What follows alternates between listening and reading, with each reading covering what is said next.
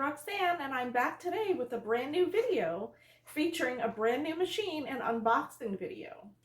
This is the Singer C430, and I looked at this machine about a year ago, and unfortunately they were all sold out, but I did put myself on a waiting list to when they come back in, and it came back in stock last week. So I decided to give this machine a try because it has a couple of features that the Singer 9960 doesn't have. There were a few of our group members that mentioned those couple of features, so I thought I would get this machine and do some videos on those features. I also plan to do a video comparing this machine to the Singer 9960. So let's get into it. Stay tuned. So here we go. This is the first time I'm seeing this machine myself, so I'm very excited to see how it comes packaged.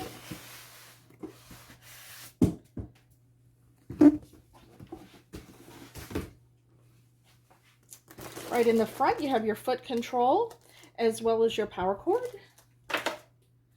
There are a couple of pages here. Looks like some instructions and basic information. Congratulations on your purchase.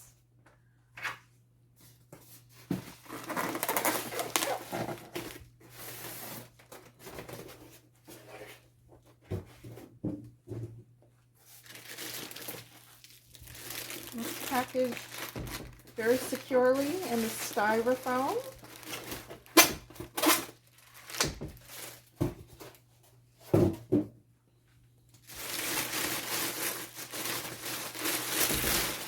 And there it is. Wow, it looks beautiful. It's so nice and bright and white. Going to open the cover. These are all the accessories that it came with. A package of needles, which is pretty standard with Singer. They send a package of needles. This is the auxiliary spool pin with the felt. This is a nice little seam ripper. Comes with a little brush to take care of your machine.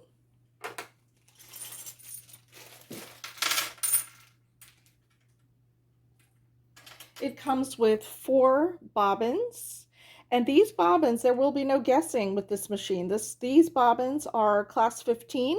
They are not 15J, and it states that as well in the manual. So there will be no confusion with this machine.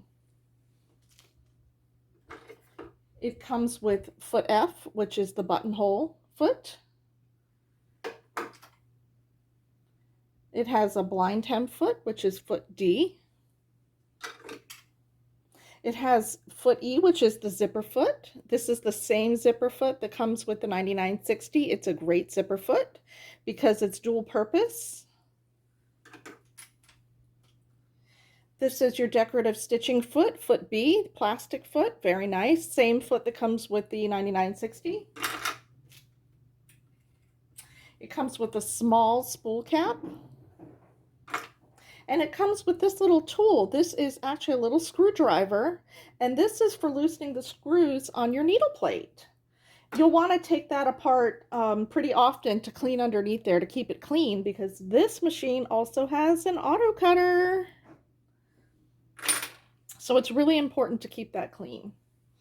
It comes with presser foot A installed on the machine, which is the presser foot with that little black button on the side to help you go over heavier seams. So let me open the top cover so you can see. All of the stitch options are in the front cover, just like on the 9960. And your large spool cap and felt are on your spool pin. So now I'm going to go over a couple of features on this machine that the Singer 9960 doesn't have. I'm going to go ahead now and remove all the protective tape. This is the tape that was holding the top cover down right here. There's a piece of tape on the back, actually 2 pieces of tape on the back that were holding the back and the handle in place.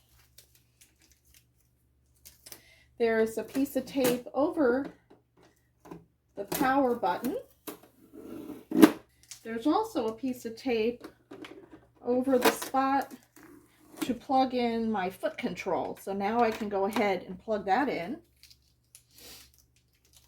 And then there's a piece of tape here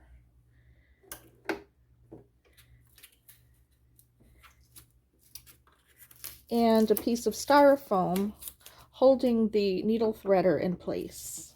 So now I can go ahead and power it up for the first time. Here we go.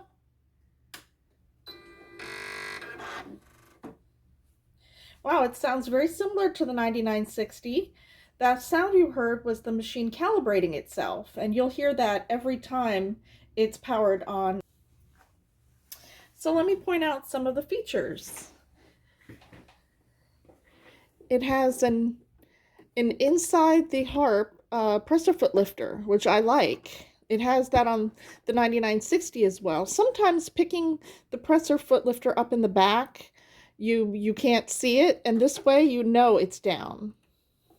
It has a start-stop button, so you can sew without the foot control. This is the back stitch button. This is the needle up, needle down. And this is the auto cutter. Above that, there's a little play arrow and a double play arrow. This is a slow control, medium, and fast speed control. That's a great feature, especially if you're just learning to sew. And then these buttons are very similar to the ones on the 9960, although they're on the right side of the machine. All of these buttons control different features of the machine. And then these also control different stitch options. This is an editing button. This is a utility stitch button. And this button is to do your letter and number stitching as well as deco stitching. So one of the things that people had mentioned in our group about the stitching is that when they're pushing a large quilt or a project through, sometimes they would hit the buttons on the right side of the machine on the 9960, and it would disturb their stitch settings as they were sewing. So with all of the buttons and controls up at the top, I don't think that's going to be a problem with this machine, which is very nice. Another feature that this machine has that the 9960 does not have is it has programmable memorization for certain stitches.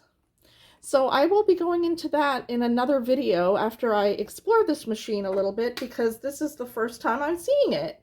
So I am excited now to start testing it out and seeing all the different things that it can do so that I can share it in my next video. So thank you for stopping by today and watching my unboxing video of the Singer C430. I also will be doing a full comparison video between this machine and the Singer Quantum Stylus 9960. So stay tuned.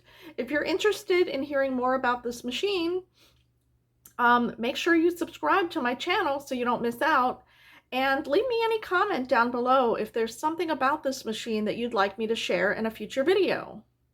So as always, have a happy creative day. Bye now.